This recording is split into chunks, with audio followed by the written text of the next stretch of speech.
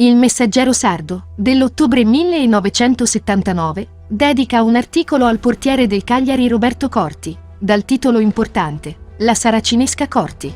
Non mi ritengo un protagonista, dichiara il portiere al mensile sardo. Sto solo contribuendo, assieme agli altri, alla rinascita del Cagliari. Voglio dire che, finora, non ho fatto più degli altri. Semmai, i successi del Cagliari valgono per me altrettante soddisfazioni sul piano personale. Sono infatti giunto in Sardegna passando per un provino alla Roma, un provino negativo.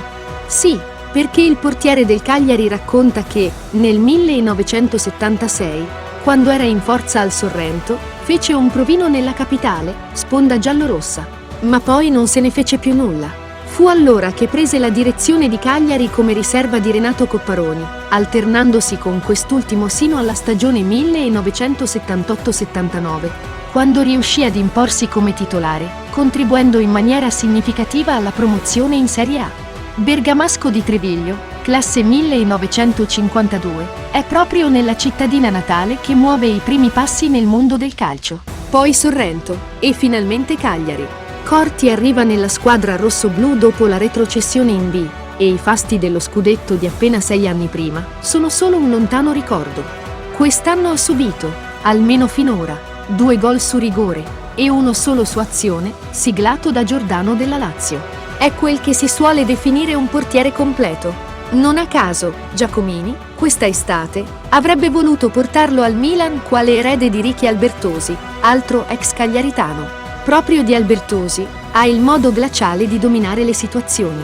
Non è un emotivo, ed è una dote essenziale per un portiere. Dall'alto del suo 1,88 m ha la possibilità di trovarsi a suo agio nelle uscite, ma è tra i pali che riesce ad esprimere la sua dote migliore: colpo d'occhio, scatto, prontezza di riflessi, capacità di risolvere con semplicità anche le situazioni più scannate. Citazione Il Messaggero Sardo, ottobre 1979. Nonostante queste splendide parole, lui non si sente un idolo. Non posso sentirmi un idolo, se penso che il Cagliari dello scudetto di idoli ne ha avuti tanti. E poi gli idoli, a mio parere, non esistono. Da 3 anni mi trovo a Cagliari, dove mi sento tra amici, in un ambiente tranquillo, ideale per un calciatore.